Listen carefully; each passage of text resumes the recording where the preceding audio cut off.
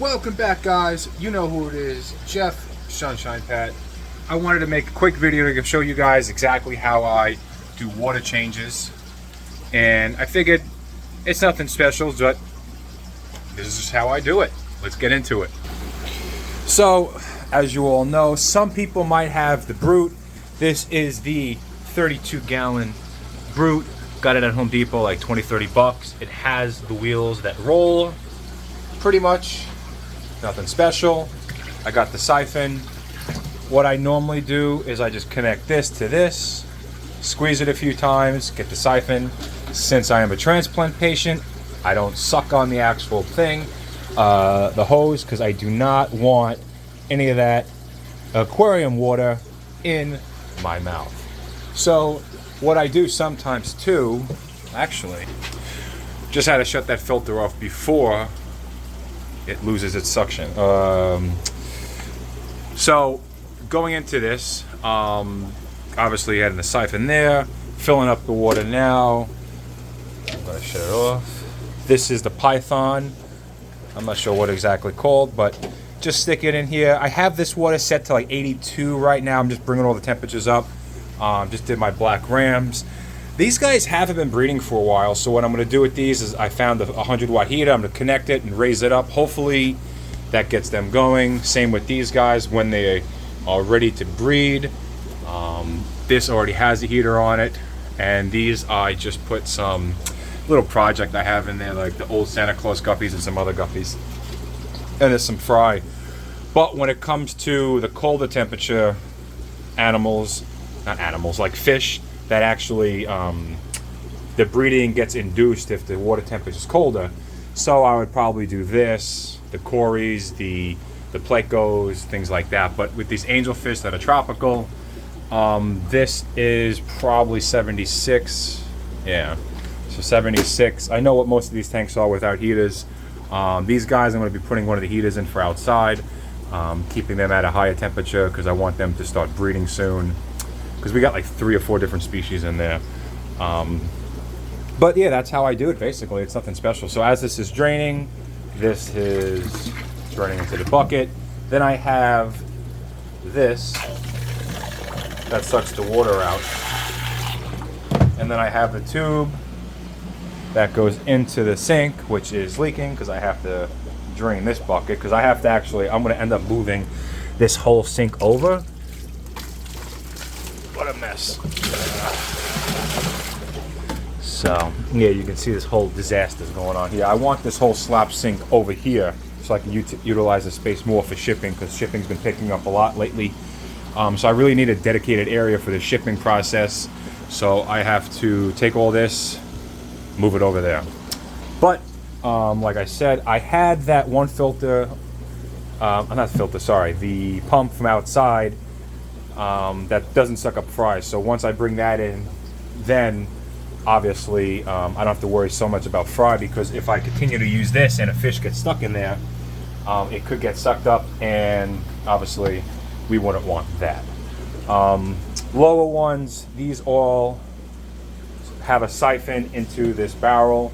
A lot of times when the tank is higher or lower than the actual barrel, you don't get suction, but in that case it does. It just goes slow. I cannot drain these, so I would have to put the bucket or the garbage can into this hole, and then I drain them. Just have these guys right now. They're doing pretty good. Tuxedo Koi, I want to put these guys in a tank because these fry are just not growing. I know there are some short bodies in there which they could grow slower. I'm not 100% sure, but I'm going to start hatching brine shrimp soon. You see all the German ram fry are doing great. Also too, what I do, so I have these little nets. What I do is I attach it to the siphon and I connect this with a little clip. That way fry do not get sucked up into it. Now I do not gravel vac normally when I use that. That's more of a detail-oriented task. So I'll show you what I do now. Kind of difficult with one hand, but let's see if we could do it. Hang on one second. Okay. Once the suction gets continued, I'll get going.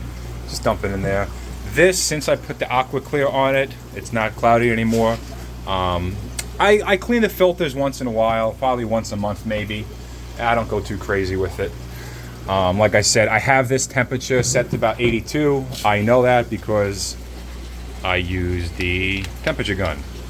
I don't test the actual, I don't test the glass. I test the actual water, so I would lift that up and test the water because the temperature of the glass is different than the actual water. But I'm raising all the temperatures up right now. That's pretty much it. If I wanted to siphon, like I said, I could siphon the gravel. I could just do a little like that. Because obviously too, when you have Pleco and you use like any type of string beans, it creates a mess. That's why I'm doing a lot of these guys today. Filter came out again, so I'm just going to buy another filter because that's getting a real pain. What I'm actually going to do with these guys is I'm going to transfer some into a different, probably this, and see if they do good with water. I noticed some aren't doing good, or there's some are dying, so something's going on. I'm not 100% sure what's going on. Maybe I'm feeding too much because there is some detritus in there. So I might ease up on the feeding because some seem to be dying. So it's a very difficult stage, but this is the longest I've ever had them survive. But enough about them. That's pretty much it. Hope you guys enjoyed this quick video. That's how I change my water. Nothing special. And I'm all over the place today. This is where the temperature is, and I just kind of adjust it. Like I said, this goes into the sink.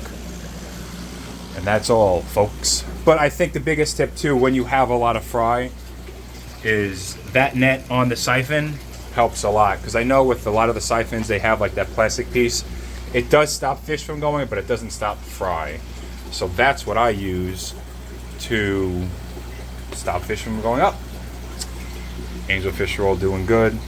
Like I said, normally with the colder temperatures, if I want to induce them, I drop it like 5 degrees or so, depending on the fish species. And then I just raise the temperature of everyone else. Hope you guys enjoyed this video. I appreciate it if you'd like it, or at least comment it. It helps the channel grow. I'm kind of just doing this because it's more enjoyable for me to show you guys my fish room. But see you in the next one.